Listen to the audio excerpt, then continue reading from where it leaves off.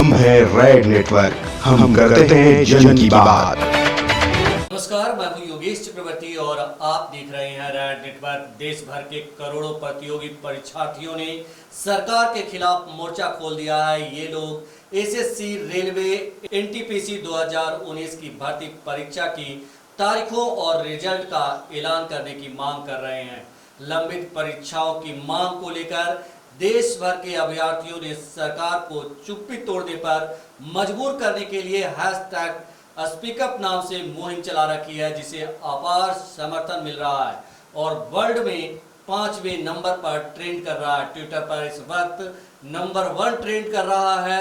ऐसा होना मोदी सरकार के लिए शुभ संकेत नहीं है, बल्कि ये सरकार के खिलाफ युवाओं में गुस्से का प्रतीक है। यानी कि जिस सोशल मीडिया को हथियार बनाकर पीएम मोदी पीएम की कुर्सी तक पहुंचे थे, अब देश के युवा इसी सोशल मीडिया के जरिए उनके बड़े बड़े दावों की पोल खोल रहे हैं और उन्हें चुप्पी तोड़ने कह रहे हैं। अभी एक दिन पहले उनके मन की बात कार्यक्रम को भी बड़े पैमाने पर डिसलाइक किया गया था और ये खबर बन गई थी। देश भर के टीवी चैनलों की सुर्खियां बन गई थी। हमारे साथ कुछ यूथ हैं, हम इनसे जानने की कोशिश करेंगे कि जो स्पीकअप हैशटैग मुहिम चलाया जा रहा है, इस मुहिम का ये लोग किस तरह से समर्थन कर रहे हैं और क्यों कर रहे हैं। ये बताइए कि आप करते क्या हैं? सर, मैं एक एसएससी एस्पिरेंट हूँ। मैं एसएससी की तैयारी कर रहा हूँ पिछले 3 सालों से। 2017 का एसएससी अभी तक उसका फाइनल रिजल्ट नहीं आया है। 18 का अभी तक टायर 4 नहीं हुआ है। 19 का अभी कोई अता पता नहीं है। 20 खत्म होने जा रहा है और 20 का वैकेंसी का कोई नोटिफिकेशन नहीं है। मतलब सरकार क्या चाह रही है कि विद्यार्थी पूरा एकदम अपने पेशेंस को दबा के रखे रहे। कब तक पेशेंस रखेगा? एक एक एग्जाम के लिए लोग 4 साल लगा दे रहे हैं। अगर यही चीज़ मोदी जी के साथ हो, उनका मई में चुनाव हो, अक्टूबर में उनका रिजल्ट आए और उनका चला जाए केस मुकदमा हाई कोर्ट में, सुप्रीम कोर्ट में चला जाए और वो अगले 5 साल में जाके ज्वाइनिंग करे, तो उनको कैसा लगेगा? क्या यही सरकार है? यही राजव्यवस्था है? ये लोकतंत्र का बहुत गंदा मजाक हो रहा है विद्यार्थियों के साथ। बहुत ज़्यादा पेशेंस कहा जा रहा है रखने के लिए। अब नहीं हो पाएगा। अब 4 साल से लोग इंतजार करके परेशान हो गए। चलिए, कोरोना की बात है, सरकार हर थी में वो कोरोना लगा दे रही है, लेकिन कोरोना तो फरवरी मार्च से आया है। 17 से तो कोरोना नहीं है। 20 के 22 मार्च को सरकार ने लॉकडाउन लगाया, लेकिन उसके पहले की रिजल्ट क्यों नहीं दे पाई सरकार? हर एग्जाम को वो 5 साल 6 साल डिले कर रहे हैं। ये बहुत विद्यार्थियों के भविष्य के साथ सरासर खिलवाड़ है। ये बताएं कि जो मोदी सरकार 2 करोड़ युवाओं को हर साल रोजगार देने का वादा करके आई, अच्छे दिन का वादा की और तरह तरह के लुभावने नारे दिए, युवाओं ने मोदी मोदी मोदी करके उनका स्वागत किया। अब आप युवा जो है अचानक से सक्रिय हुए हैं, तो क्या कहना चाहते हैं आप उनको? देखिए सर, अचानक से सक्रिय नहीं हुए हैं। बात यहाँ पे ये है कि लोग कभी भी है ना, मतलब एक्सट्रीम स्टेप कभी नहीं लेता है। एक्सट्रीम स्टेप कभी तभी लेता है जब उसका पेशेंस जवाब दे देता है। हर आदमी चाहता है कि नहीं, चलो अभी देख रहे हैं 2 महीने 4 महीने साल भर, 4 साल सर अब नहीं देखा जा सकता है लोग से। अब सर अब 2 करोड़ युवा की जो जॉब की जो बात हो रही थी, अब वो 2 करोड़ गुने 6 मतलब 12 करोड़ युवा बेरोजगार हो चुके। अगर मोदी जी को ये चीज नहीं समझ में आ रही है तो वो बहुत दिग्भ्रमित में चल रहे हैं कि अब उनके सरकार और युवा उनको सपोर्ट करने जा रही है। बिना रोजगार के कोई देश आगे नहीं बढ़ सकता है। आत्मनिर्भर की बात करते हैं, अरे टीवी पे बोलने से आत्मनिर्भर हो जाता है लोग? क्या आपकी पॉलिसी क्या है? बैंक में जाइए, बैंक वाले लोन नहीं देते हैं। बैंक में इतना एनपीए हो रखा है। आपके बड़े बड़े पूंजीपति लोग पूरा देश खरीद रहे हैं, अंबानी अदानी, मतलब उनका 35% पिछले 1 साल में अंबानी की प्रॉपर्टी 35% बढ़ी और हमारे देश का जीडीपी -24% गया। क्या ये आपको समझ में नहीं आ रहा है कि क्या हो रहा है हमारे देश के साथ? क्या हो रहा है हमारे देश के साथ? युवा जो है उनका गुस्सा आप समझ सकते हैं किस तरह से ये रिएक्ट कर रहे हैं। यही युवा मोदी जी के नाम के खिलाफ कुछ भी सुनने को तैयार नहीं थे, लेकिन अब मोदी जी को ये उनकी हकीकत बता रहे हैं, उन्हें बता रहे हैं कि क्या आपका रिजल्ट देर से आएगा तो आप बर्दाश्त करेंगे। ये बताइए, ये युवाओं का गुस्सा है या राजनीति है? सर, युवाओं का तो ये गुस्सा ही है। राजनीति तो पार्टी लोग करते हैं, युवा क्यों करेंगे? युवाओं के साथ जेन्युइन प्रॉब्लम्स है सर। आपने कॉम्पिटिटिव एग्जाम को ऐसा कॉम्प्लेक्स बना दिया है ना कि आप इससे निकल नहीं सकते हैं। इसके लिए एक बहुत बड़े लेवल की कमेटी चाहिए। आज सिंपल से बताइए, हर साल एग्जाम यूपीएससी की होती है, टाइम पे रिजल्ट, टाइम पे ज्वाइनिंग। एसएससी, बैंकिंग, रेलवे क्यों नहीं कर सकती है? क्योंकि इस पे आप उन्हीं लोगों को रिक्रूट करके भेजते हैं ना ऊपर लेवल पे, जो पहले से करप्ट है। आप चाहते हैं कि वो चीज़ पहले से रहे। आप 2017 के केस की बात बता रहे हैं, सीबीआई तक केस गई, उस केस में सबका स्क्रीनशॉट, लोगों का नंबर, नाम तक था, लेकिन सीबीआई रिजल्ट का क्या हुआ? अल्टीमेटली उसका कुछ नहीं हुआ, केस खत्म हो गया। क्योंकि आपने उन लोगों को ही रिक्रूट करके रखा है, तो वो करेंगे ही बेईमानी, आप उससे बाहर नहीं निकल सकते हैं। स्टूडेंट क्या करेंगे? स्टूडेंट की छोटी सी एक सहाय होती है, अरे आप लोग करोड़ों अरबों कमाइए ना। स्टूडेंट जो तैयारी कर रहे हैं, उनके माता पिता की छोटी सी ख्वाहिश है कि मेरा बेटा 30-40 हज़ार का महीना कमा ले, घर का खर्चा चल जाए। इतना भी लोगों से नहीं हो रहा है। ये तो गवर्नमेंट क्या, हम लोग क्या राजनीति करेंगे? हम लोग तो सिर्फ अपनी जो मांग है, जेन्युइन मांग है, उसकी पूरा कर रहे हैं। सिंपल सा बात है कि यदि आप मुझे रिक्रूट करिएगा तो हमसे ज़्यादा देश का फ्यूचर डेवलप होगा, नहीं कि मेरा होगा। आप जितने ज़्यादा लोगों को रखिएगा, अरे अल्टीमेटली तो देश की जरूरत है ना मेरी। मुझे क्या है देश, आप बोलते हैं कि कभी बोलते हैं कि जनसंख्या बहुत ज़्यादा है। आप एक बात बताइए, कम जनसंख्या वाले देश भी बहुत अच्छे ग्रोथ कर रहे हैं, ज़्यादा जनसंख्या, चाइना हमारे पास एग्जाम्पल है। इतना कोविड उसके यहाँ से शुरू हुआ, आज 3% प्लस जीडीपी है, आपका कहाँ चला गया है? आपने रिकॉर्ड कर दिया, मोदी है तो मुमकिन है। ये कहाँ से आप लोग लेकर के आ रहे हैं, समझ में नहीं आ रहा है चीज को। ये बताएं कि जिस तरह से मोदी सरकार ने हर चीज को पीएम मोदी से जोड़ा, बीजेपी के लोगों ने हर चीज को पीएम मोदी से जोड़कर किसी भी मोदी सरकार के खिलाफ कोई कुछ भी सुनने से मना कर दिया, अनसुना कर दिया गया।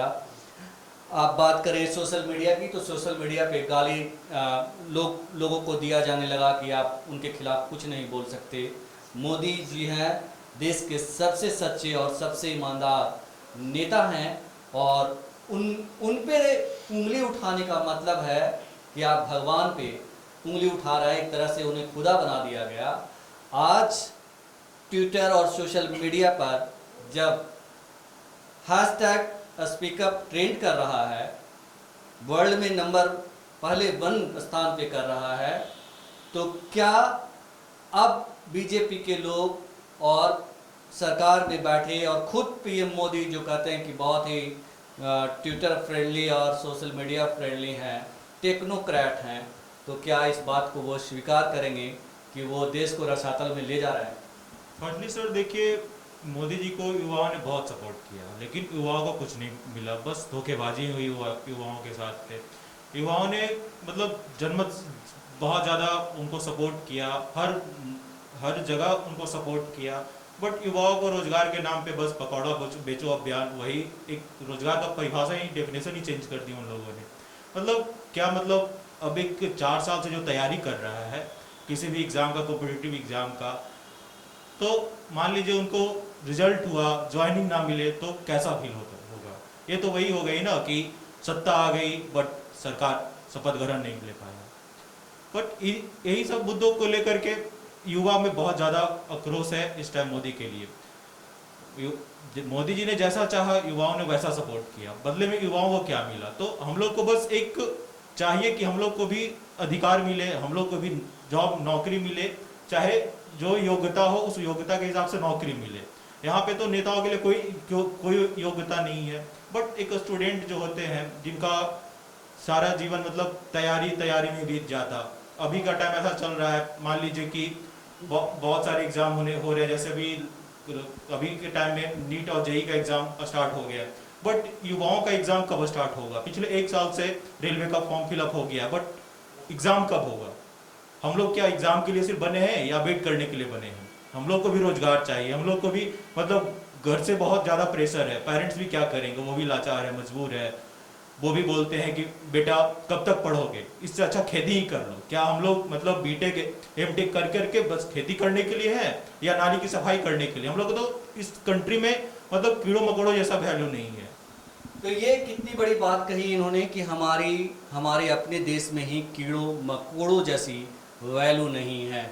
जो मोदी सरकार कांग्रेस को पानी पी पी कर पोसी, कांग्रेस के हर कामों पर सवाल उठाए, यहाँ तक कि कहा कि 70 साल में आपने देश को रसातल में ले जाने का काम किया, इसके सिवा और कुछ नहीं किया। आज वही मोदी जी के खिलाफ यूथ जो है एकजुट होकर के हैशटैग स्पीकअप की मुहिम चलाने पर मजबूर हुए हैं। हमारे साथ एक स्टूडेंट हैं। ये बताइए कि जिस तरह से बीजेपी के लोग और यहाँ शायद बीजेपी के लोग कहना मुनासिब नहीं होगा क्योंकि आप स्टूडेंट हैं, और जिस तरह से आप लोगों ने समर्थन दिया था और ख़ास करके मोदी जी ने कहा था कि देश को 70 साल में कांग्रेस रसातल में ले गई, तो आप क्या कहना चाहेंगे इस पे? क्या सचमुच उनके दावे सही थे या वो खोखले दावे कर रहे थे? जी सर, बात जहाँ तक देश को रसातल में ले जाने की है तो देश अभी रसातल में है। जब देखिए, एक सिंपल सा थ्योरी है, हमारे यहाँ जीडीपी की थ्योरी चलती है। कहा जाता है कि अगर 0.1 जीडीपी अगर किसी देश का बढ़ रहा है तो 1 लाख लोगों को फॉर्मल या इनफॉर्मल सेक्टर में जॉब मिलता है। तो उस हिसाब से अगर आज का कैलकुलेशन ले लिया जाए तो -24%, 23.9% माइनस में अगर जीडीपी चली गई है तो इसे सीधे सीधे करीब 22 से 23 करोड़ लोगों की जॉब गई है। वो इनफॉर्मल सेक्टर, फॉर्मल सेक्टर सबको मिला के हो रहा है। अभी क्या हो रहा है कि आज का ही न्यूज़ है, हमारे एनएसएसओ का डाटा आया है कि हमारे मैन्युफैक्चरिंग सेक्टर में ग्रोथ निगेटिव में है। इसका मतलब क्या कि कुछ भी नहीं बन रहा है हमारे देश में। अभी लोगों के पास डिमांड कम है। डिमांड क्यों कम है? क्योंकि लोग के हाथ में पैसा नहीं है। सरकार चाहती है कि हर आदमी आत्मनिर्भर बन जाए। अरे हर आदमी आत्मनिर्भर बन भी जाए तो उसका प्रोडक्ट खरीदेगा कौन और क्या बनाएगा? पकौड़ा बना के बेचेगा। 10 रुपए के पकौड़े अगर कोई स्टूडेंट जाके बना के बेच रहा है तो क्या उसके घर चल जाएगा? उसकी शादी हो जाएगी उससे? कौन चाहता है कि हम पकौड़ा बेचे? बताइए। कांग्रेस के टाइम में कुछ भी था, हमारे देश की जीडीपी 8 से 10 के बीच में चल रही थी। 2009-10 का भी जब विश्व में आर्थिक मंदी आया उस समय भी हमारे मनमोहन सिंह ने बहुत अच्छा देश को संभाला था। उस टाइम भी इतना नहीं जॉब चला गया था कि लोग त्राहिमाम कर रहे थे। आज तो त्राहिमाम हो गया है। अभी हमको लगता है जैसे कि देश गृह युद्ध की तरफ बढ़ने जा रहा है। स्टूडेंट अगर अभी कोरोना का टाइम नहीं था तो स्टूडेंट अभी रोड पे निकल के जो ये रेलवे का प्राइवेटाइजेशन इन लोगों ने किया, ये लोग हर चीज टाइमिंग देख के कर रहे हैं। कोरोना इनके लिए एक टाइप से वरदान साबित हो गया। ये जो कह रहे हैं कोरोना त्रासदी है, त्रासदी मिडिल क्लास और लोअर क्लास के लिए हो गया। ये सरकार के लिए एक गोल्डन अपॉर्चुनिटी उनके हाथ में लग गई कि जितना जल्दी हो सके सबको निकाल के बेच दो, लोग आएंगे नहीं रोड पे। अब बताइए, रेलवे में पिछले साल एनटीपीसी 2019 में 35,000 वैकेंसी आई। अभी क्या हुआ कि सरकार ने सारे डिफरेंट जोन में सबको डीआरएम से पूछा कि जो भी अनवांटेड पोस्ट है उनको काट दिया जाए। अब बताइए सरकार के पास क्या है? सरकार क्यों कर रही है ऐसा? सरकार इसलिए कर रही है कि सरकार की मंशा है कि ज़्यादा से ज़्यादा रेलवे हम प्राइवेटाइज कर दें, अपने पूंजीपति, अपने उद्योगपति दोस्तों को भेज दें और वहाँ से लोग जो विद्यार्थी हैं जो सरकारी नौकरी के लिए 20,000 25,000 की नौकरी के लिए मरे जा रहे हैं, उनको लिए जॉब की अपॉर्चुनिटी खत्म हो जाएगी वहाँ पे। अभी 10 दिन पहले की बात है, हमारे यहाँ राष्ट्रीय अखबार में प्राइवेट एजेंसी ने रेलवे के जॉब के लिए वैकेंसी निकाली और बाद में मालूम चला कि वो वैकेंसी फेक थी। अब बताइए, देश में ये चल रहा है। मतलब लोग तो पहले से परेशान है, ऊपर से प्राइवेटाइजेशन और प्राइवेट वेंडर को रेलवे बेच के वैकेंसी की पूरी तरह से खत्म की जा रही है। अब वो क्या होगा कि जब रेलवे का प्राइवेट में दे दिया जाएगा तो वहां पे करप्शन स्टार्ट हो जाएगा। अरे अभी भी करप्शन है लेकिन उतना लार्ज स्केल पे नहीं है। 10% 5% होता है। 100 सीट में 90-95 जेन्युइन लोग जाते हैं जो मेहनत कर रहे हैं, पढ़ रहे हैं। लेकिन जो प्राइवेट जब आ जाएगी एजेंसी, वो तो कोई पैमाना नहीं रखेगी। अभी उसका अगर आप एडवर्टाइजमेंट देखिएगा तो उसमें साफ साफ लिखा हुआ है कि students will be recruited through personal interview. क्या पर्सनल इंटरव्यू? क्या मोदी जी एक तरफ कहते हैं कि हम ग्रुप बी तक की वैकेंसी के लिए पर्सनल इंटरव्यू खत्म कर रहे हैं, और यहाँ पे ग्रुप डी और ग्रुप सी की नौकरी के लिए सिर्फ पर्सनल इंटरव्यू, वहाँ तो सिर्फ पैसा का खेल चलेगा। ये बहुत बड़ा नेक्सस चलाया जा रहा है, स्टूडेंट के साथ पूरा छल किया जा रहा है। स्टूडेंट के साथ छल किया जा रहा है। आप ये बताएं कि जिस तरह से इन्होंने एक बहुत बड़ी बात कही कि देश जो है गिर युद्ध की तरफ बढ़ रहा है, क्या सरकार जैसे कि रेलवे को प्राइवेटाइजेशन करके क्या साबित करना चाहती है सरकार? ये मोदी सरकार किस ओर ले जाना चाहती है देश को? एज ए स्टूडेंट आप क्या समझते हैं? देखिए सर, जब तक आप लोग, ये तो है कि जब एक मजबूत गवर्नमेंट होनी चाहिए, यदि मजबूत गवर्नमेंट तभी होगा ना जब संसाधन पे आपका कंट्रोल हो। हर देश का ये पॉलिसी है। आप हर चीज को अमेरिका से क्यों कंट्रोल कर रहे हैं? अमेरिका ने बहुत पहले हर चीज कर चुका है। आपको चाहिए कि जो संसाधन देश के, देश को ही रहने दीजिए ना। पहले आप बेच करके क्या दिखाना चाह रहे हैं कि हम पहले से ही नंगे हो गए हैं? ये चीज नो, पहले की गवर्नमेंट ने अपने बहुत सारे इंस्टीट्यूशन खड़ा किया था, तो देश के लिए खड़ा किया था। पंडित जवाहरलाल नेहरू की अपनी बहुत सारी उनकी अगर इच्छा है, वो चाहते थे नहीं कि आज कंपनी को क्यों नहीं इंडिया लाने दिया गया, क्योंकि पहले हम लोग कंपनी के ही गुलाम हुए थे। यदि बोले फिर से गुलाम हो जाएंगे। यदि आज आप कंपनी को बेच रहे हैं तो वो अल्टीमेटली क्या करेगा? वही चीज करेगा ना, हमको गुलामी को ढक लेगा। गवर्नमेंट स्ट्रांग है तो आप स्ट्रांग दिखाइए ना। आप वो पॉलिसी लाइए जो चाहते हैं कि प्राइवेट कंपनी ला सकती है, आप क्यों नहीं ला सकते हैं? किस चीज की कमी है? वो भी यहीं के लोगों को वर्क करेगा, आप भी यहीं के लोगों से वर्क करवाइएगा। प्रॉब्लम कहाँ पे हो रही है? प्रॉब्लम आपका एक ही कहने का मतलब है कि आज मेरे पास सत्ता है, कल इन फ्यूचर नहीं होगा, तो मेरे एक बैक सपोर्ट चाहिए। तो आपने तो बैक सपोर्ट क्यों बना रहे हैं? ये तो साफ इशारा है लोगों का, ये तो दिख रहा है ना कि आप एक बैक सपोर्ट चाह रहे हैं कि मेरा अपना पार्टी चलते रहे। और जहां तक मैं एक यहाँ पे जो मैं बताना चाह रहा हूँ कि ये जो एग्जाम जो रूल है, पॉलिसी है, एसएससी हो गया, बैंकिंग का एनटीपीसी है, ये रेलवे, हम एक बार बताना चाह रहे हैं कि आप बी ग्रेड और बी ग्रेड की बात नहीं कर रहे, सी और डी ग्रेड की, आप इतना एग्जाम को कॉम्प्लेक्स क्यों बना रहे हैं? आप जानबूझ के एग्जाम को इतना कॉम्प्लेक्स बनाया ना कि बच्चे उसमें लगे रहे। आप बताइए, कॉम्प्लेक्स बनाने का मतलब है कि जो चीज आप 1 साल में कर सकते थे उसका आप 4 साल लगाएंगे। अरे आपने जिंदगी के 4 साल लॉस कर लीजिएगा।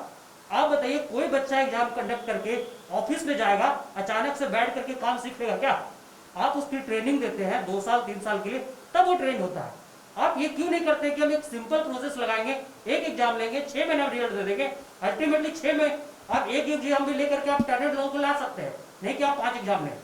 आप उससे क्या होता है कि आपको टाइम बढ़ता है, लोगों का समय भी जाता है, और रिसोर्सेज का खर्चा है जो अलग, और बच्चे का जो मेंटली प्रेशर होता है अलग होता है। आप उसकी बहुत इंपॉर्टेंट समय है जो आप छीन लेते हैं। एक कमरे में बंद होकर के बच्चे दिन रात पढ़ते हैं।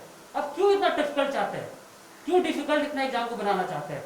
हम लोग गर्व से बोलते हैं कि वर्ल्ड में IIT है, IIM का, कैट का एग्जाम होता है, बहुत डिफिकल्ट है। अरे भाई, क्यों डिफिकल्ट चाहिए आपको? आप आसान एग्जाम में भी अच्छे लोगों को रिक्रूट कर सकते हैं। आप पॉलिसी को क्यों इतना चाहते हैं कि बहुत ज्यादा कॉम्प्लेक्स करें? मेरा ये मानना है कि इससे क्या होता है, बहुत सारे बच्चे तो ऐसे ही गायब हो जाते हैं। आते हैं, 5 साल तैयारी करते हैं, उनको लगता है कुछ भी नहीं होगा, घर से ही बदनाम हुआ, आपने सोचा कि क्या पढ़ाई की, कुछ भी रिजल्ट नहीं हो रहा है, वैकेंसी बहुत ज्यादा कम है। आप कहाँ कम्पीट करते हैं चीज को? आप चाहिए कि भाई एक पॉलिसी बनाइए लोगों के लिए कि हर चीज हो, बहुत आसान इक्विपमेंट रखिए, इस तरीके के आप एजुकेशन पॉलिसी लाए। आपने तो बोल दिया कि 15 साल आपको स्कूलिंग करना है, लेकिन मोस्ट ऑफ आप बच्चों से पूछिए, पेरेंट्स से पूछिए, अपने बच्चों को क्या करते हैं कि 2 साल प्रमोट कर देते हैं बीच वाले में। क्यों करते हैं? अरे बच्चा बड़ा हो गया है, सीख ले। अरे बच्चे के पेरेंट्स को पता है, बच्चों को पता है, गवर्नमेंट को क्यों नहीं पता है कि 2 साल कम करना चाहिए स्कूलिंग? 15 साल की क्यों स्कूलिंग होनी चाहिए? बिल्कुल बिल्कुल। तो इस तरह की परेशानी है स्टूडेंट्स के साथ। इनका ये भी आरोप है कि सरकार जानबूझ करके जो है एग्ज़ाम को कॉम्प्लिकेटेड बनाई है ताकि स्टूडेंट्स उसमें उलझे रहें। ये बताइए, जो नारा लगाया जा रहा था कि मोदी है तो मुमकिन है, क्या वो नारा सिर्फ एक छलावा था? देखिए, मोदी जी हैं तो सारा कुछ मुमकिन है। तो आप भी देख रहे हैं, सारा कुछ मुमकिन कर ही दिए, सारा PSU सेक्टर बेच ही दिए। अब कुछ चीज़ें बची है तो वो भी बिकने की कगार पे है। तो ये तो नारा सही है, मोदी है तो मुमकिन है, पूरा इंडिया में बिक जाएगा तो मोदी है तो मुमकिन है का नारा चलते रहेगा। आप देख लीजिए, परीक्षाओं का ही पैटर्न देख लीजिए। आप इंडिया का सबसे मतलब ऑफिसर सिलेक्शन के लिए सबसे अच्छा एग्जाम होता है UPSC। क्या UPSC का ट्रेंड कभी चेंज हुआ? आज भी वही ट्रेंड है, PT है, मेंस है, इंटरव्यू है। तो जब UPSC का सिलेक्शन के लिए जब वही पैटर्न है, तो फिर एक group D, group C, group B के तक के जॉब के लिए फिर क्यों पैटर्न चेंज करना? आप कभी टायर 1 करते हैं, टायर 2 करते हैं, टायर 3 करते हैं, और इन सबके बीच में कभी हाई कोर्ट कभी सुप्रीम कोर्ट होते रहता है, तो बच्चे सब क्या है? एसएससी के एग्जाम में टोटल यदि आप ऐड करते हैं तो 6 टायर तक जाता है आपको। उसके अलावा आपको ज्वाइनिंग कब मिलेगी? आज आप क्वालिफाइड हो जाते हैं ना, तो 1 साल 2 साल 3 साल के बाद ज्वाइनिंग मिलती है। शायद 2017 के बाद, जैसा कि अश्विनी बता रहे थे कि 2017 के बाद कोई ज्वाइनिंग नहीं हुई। नहीं सर, 2017 का अभी फाइनल ज्वाइनिंग नहीं हो पाया है, और 18 का अभी टायर 4 टायर 3 भी नहीं हो पाया है, और 19 का तो अभी सर बस पीटी हुआ है, जो 19 जो पिछले साल हमारा बीत गया। और वैकेंसी का देख लीजिए सर, 2012 में 16,000 वैकेंसी आती थी, आज वो वैकेंसी 8,000 पे आ गई है। मतलब सरकार क्या करना चाहती है कि हमारे यहाँ ऑफिस में काम नहीं हो रहा है?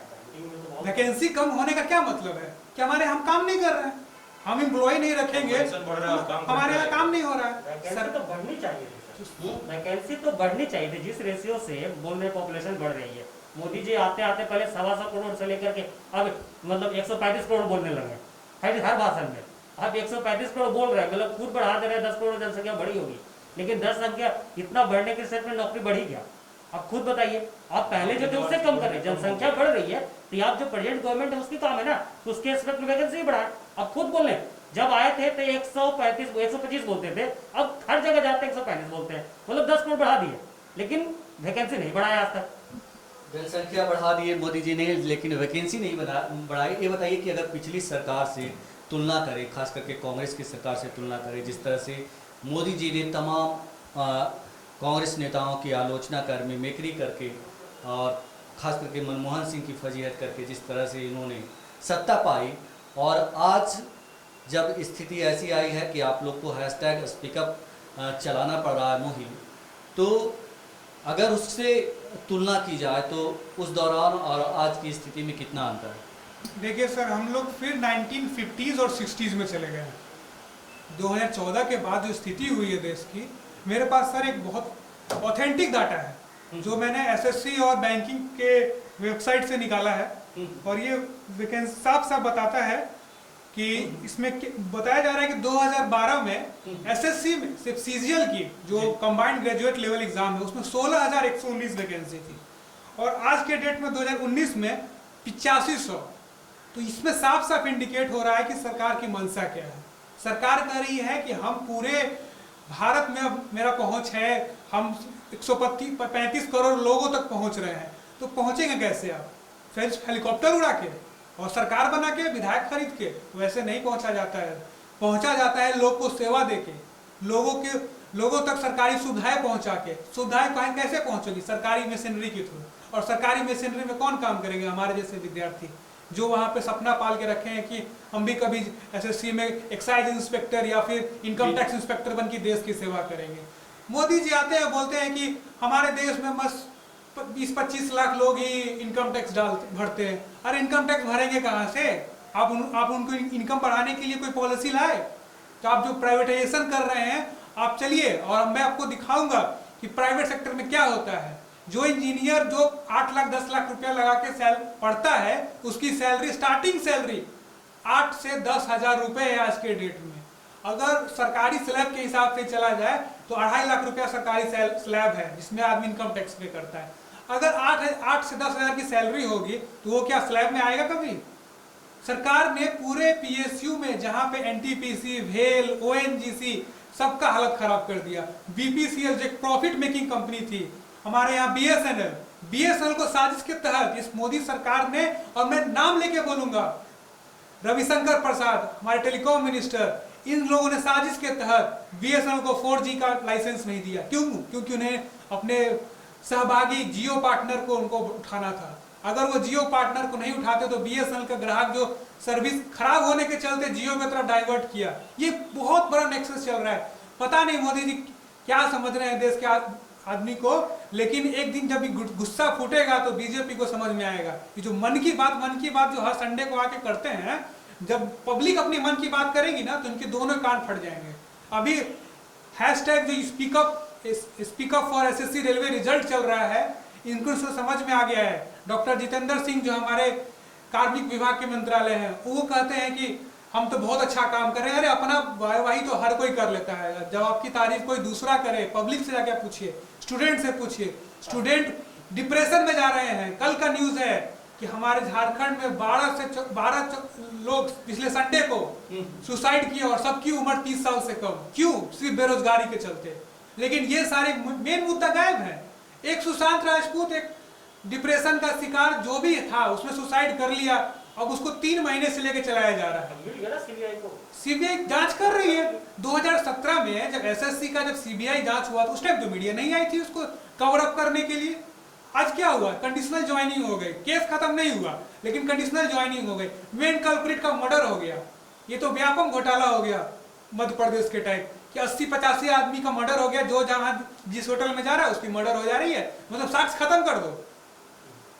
मतलब पूरा नौटंकी बना के रख दिया इन्होंने देश का। बीएसएनएल जैसी प्रॉफिट मेकिंग कंपनी को। ये बताइए कि आप लोग का गुस्सा जो है, हम ये नहीं कहेंगे जायज गुस्सा है, और जिस तरह से आप बात कर रहे हैं आपका गुस्सा दिखता भी है और जायज भी है। ये बताइए कि स्पीकअप जो आप लोग चला रहे हैं, हैशटैग स्पीकअप, इस मुहिम के तहत आप लोग सरकार से क्या चाह रहे हैं कि सरकार चुप्पी तोड़ के बताए कि क्या करना है? जी सर, हमारी तो सबसे पहले यही, हमारे इस मुहिम को चलाने का सबसे पहला ही हमारा मोटिव यही है कि सरकार आके बोले जो मन की बात। और इसके लिए सरकार बहुत प्री प्लान हर चीज़ करती है। मतलब जॉब सरकार के लिए कोई प्राथमिकता नहीं है। मोदी जी जो है 543 कॉन्स्टिट्यूंसी में जाके सबको कवर किया और हर जगह मंच से बोला कि हर साल हम 2 करोड़ युवाओं को रोजगार देंगे। आज क्या हो गया? 12 करोड़ से 13 करोड़ लोग बेरोजगार हो चुके हैं। मतलब आप देने का बोल रहे थे कि लेने का बोल रहे थे? मतलब आपने लेना बोला होगा, लोग ने गलती से देना सुन लिया होगा, यही हो सकता है। आपको भी लगता है कि आप लोग गलती से सुन लिए थे कि लेना बोल रहे थे? नहीं सर, बात तो है हम लोग मोदी जी को ही लाए थे क्योंकि उनसे बहुत सारी उम्मीदें थी। लेकिन आज यदि पूछ रहे हैं कि आज हम लोग को क्या मैसेज है ये ट्रेंड के थ्रू, तो बस एक ही बात चाहते हैं कि जितना जल्दी से जल्दी हो सके ये जो मोदी सरकार है ना, कैबिनेट से इस्तीफा दे। मोदी सरकार को मैं इस्तीफा चाहता हूँ इससे अलावा, क्योंकि जिस तरीके से पूरे देश में उन्माद फैला के रखे हैं इन लोगों ने, आप सोच नहीं सकते सर। हिंदू मुस्लिम फल्ला ढिगना, आपने हर चीज को देख लीजिए, कोई भी एजुकेशन सेक्टर देख लीजिए, एग्रीकल्चर देख लीजिए, मतलब इतना ज्यादा फेलियर कोई भी सरकार नहीं हुई है। आप किन्हीं का भी नाम ले लीजिए सर, मोरारजी देसाई तक में भी बढ़िया काम हुआ था, लेकिन इतना ज्यादा फेलियर आप डेटा के साथ मैनिपुलेशन कर रहे हैं, सारे इंस्टीट्यूशन को बंद कर दे रहे हैं। मैं तो यही करता हूं कि आप एक ट्रेंड ये भी हम लोग चलाएंगे कि मोदी सरकार को इस्तीफा देनी चाहिए। इससे ज्यादा, इससे कम में तो सर मुझे नहीं लग रहा है मुझे कोई सेटिस्फैक्शन होगी। आप क्या चाहते हैं? मैं चाहता हूँ कि जो युवाओं का गुस्सा है उनके लिए एक सिलसिलेवार पैटर्न बनाना चाहिए। आप यूपीएससी के तर्ज पे एसएससी, बैंकिंग और अदर सेक्टर का एग्जाम को अभी एक पैटर्न बनाइए और जितना मिनिमम टाइम पीरियड हो, जितना कम से कम एग्जाम मतलब आप कर सकते हैं, उस हिसाब से एक टाइम स्लॉट दीजिए लोगों को और जितना जल्दी हो सके रिक्रूटमेंट करिए। और रिक्रूटमेंट हो सके तो एक रिक्रूटमेंट एजेंसी भी आप तैयार करिए। एसएससी तो कुछ और संभल नहीं रहा है तो एक ऐसा मंत्रालय बनाइए और उसके अंदर एक युवाओं के लिए बोलने वाले लोग हो तो ज़्यादा अच्छा है। लेकिन रिक्रूटमेंट एजेंसी होनी चाहिए जो सारे रिक्रूटमेंट पैनल पे नज़र रखे, तो युवाओं का भी। मोदी जी से अभी उम्मीद है? उम्मीद तो नहीं लगता, लेकिन देखिए होप सो हम लोग कुछ अगर आवाज़ अपना बढ़ाते हैं तो उम्मीद तो जगना चाहिए। उम्मीद है तो सब कुछ आप है। कुछ कहना चाह रहे थे? मैं तो चाह रहा सर मोदी जी से तो कुछ खास उम्मीद अब रही नहीं है। ठीक है बीजेपी सरकार है तो 5 साल हम लोग चुने ही है, लेकिन सर चेंज होना चाहिए। आप कोई भी पॉलिसी, हम एक बात बता रहे हैं, आप कोई भी एजेंसी बना लीजिए, उसकी क्या क्रेडिबिलिटी है? आप सुप्रीम कोर्ट की आज जजमेंट को आप सही मान सकते हैं क्या? आज सिनेरियो में बताइए। आप जो प्रशांत भूषण जी जो किए थे, क्या गलत उन्होंने बोला? कंटेम्प्ट ऑफ कोर्ट पे जो उन्होंने केस लगा दिया, क्या 1 रुपये के जो मतलब क्या है? आप ऐसे भी मतलब सुप्रीम कोर्ट ऐसा सजा दे रही है, आप 1 रुपया दीजिए या 3 महीने का जेल रही है, 3 महीने मतलब हद कर रहे हैं। आप इंस्टीट्यूशन का आप मजाक बना रहे हैं। तो मैं क्या चाहूँगा सर, इससे ज्यादा तो ये है कि आप कुछ भी चीज बनाइए, आप कोई भी रिक्रूटमेंट एजेंसी बनाइएगा ना तो करप्शन से बाहर तो नहीं रहेगा ना। आप क्या कहेंगे आखिरी जवाब आपका? सर मैं चाहूँगा कि सरकार जागे, अपने कुंभकर्णीय नींद को तोड़े और विद्यार्थियों की बातों को सुने और उस पर पायलट प्रोजेक्ट, मतलब मैक्सिमम कोई वैकेंसी आए तो 1 साल के अंदर ज्वाइनिंग हो जानी चाहिए। उसमें आप कितना लेवल भी एग्जाम लीजिए कोई मतलब नहीं है, लेकिन 1 साल के अंदर ज्वाइनिंग हो जाना चाहिए। ज्वाइनिंग होगा तभी हम लोग मानेंगे, नहीं तो ये मुहिम आगे और बढ़ेगी। और कोरोना जैसे ही कंप्लीट खत्म होता है या फिर थोड़ा भी कंट्रोल में होता है, हम लोग सड़कों पे उतरेंगे। और जो रेलवे का प्राइवेटाइजेशन है, चक्का जाम होगा पूरे देश में, होगा।